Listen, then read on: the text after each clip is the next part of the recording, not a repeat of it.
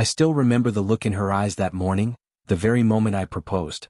We were standing on the cliffs just outside Mendocino, the waves crashing fiercely against the rocks far below us. Above, the sky stretched wide, painted in breathtaking shades of orange and soft pink that seemed almost too perfect to be real. Her eyes glistened with tears, and for a fleeting moment, I truly believed I had found the person I was meant to spend forever with. Her name was Leia. She carried a quiet strength, the kind that never needed to shout or demand attention. People were drawn to her, not because she was loud or flashy, but because she had a rare gift. She made you feel seen, truly heard, as if your presence mattered deeply. After years of dating women who craved the spotlight, Leia felt like calm, like finally exhaling after holding your breath too long. We met at a friend's engagement party. She was standing near the bar, sipping ginger ale, laughing softly with a group about how cheesy the music was. I couldn't resist throwing in a sarcastic comment about the next song, and she didn't miss a beat, shooting back something even funnier. That was it. The conversation took hold and never let go. 3 years later, I had a ring hidden carefully in my pocket, a date circled boldly on the calendar, and a guest list ready to celebrate what I believed would be the best decision of my life. The weeks leading up to the wedding blurred into a whirlwind: tuxedo fittings, food tastings, final visits to the venue. Late nights were spent writing vows I actually meant, vows I was proud of. There were no cold feet, no drama. Leia seemed steady, her calm reassuring. She kept saying how lucky she felt, and I believed her. Her bachelorette trip was planned for the weekend before the wedding, Friday to Sunday in Miami. I helped her pack, drove her to the airport, kissed her goodbye without a second thought.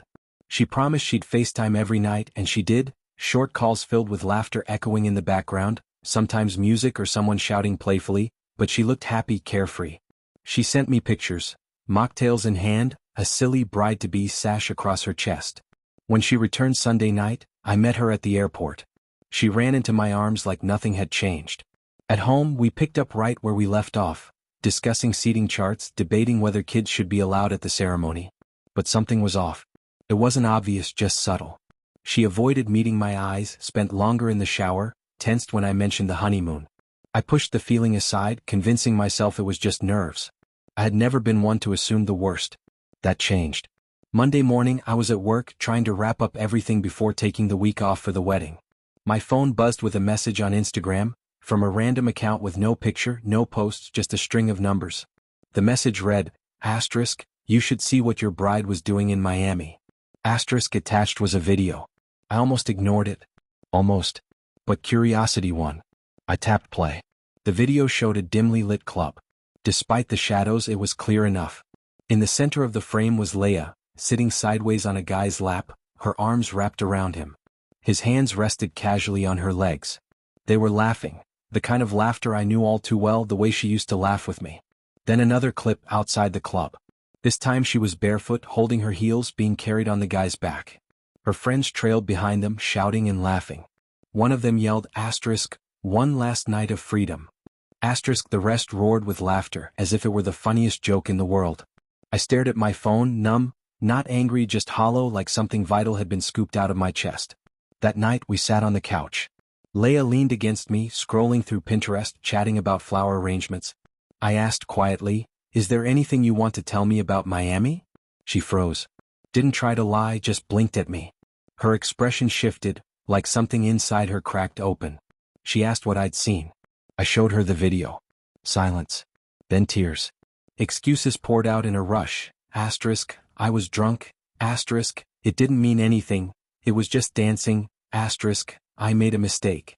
I didn't yell. Didn't accuse.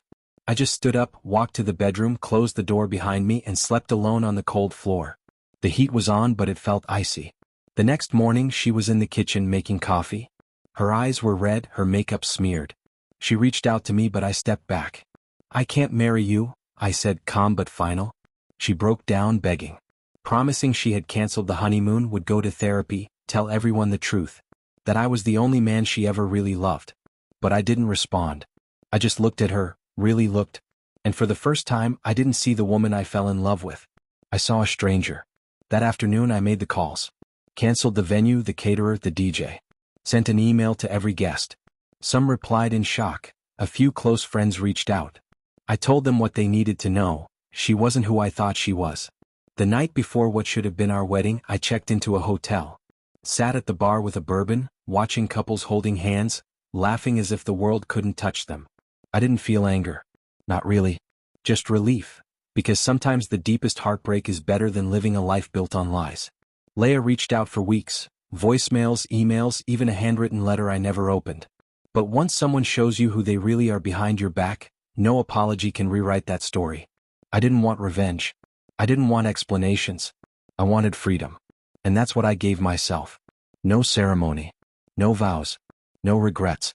Just the kind of peace that comes from finally facing the truth and choosing not to look away.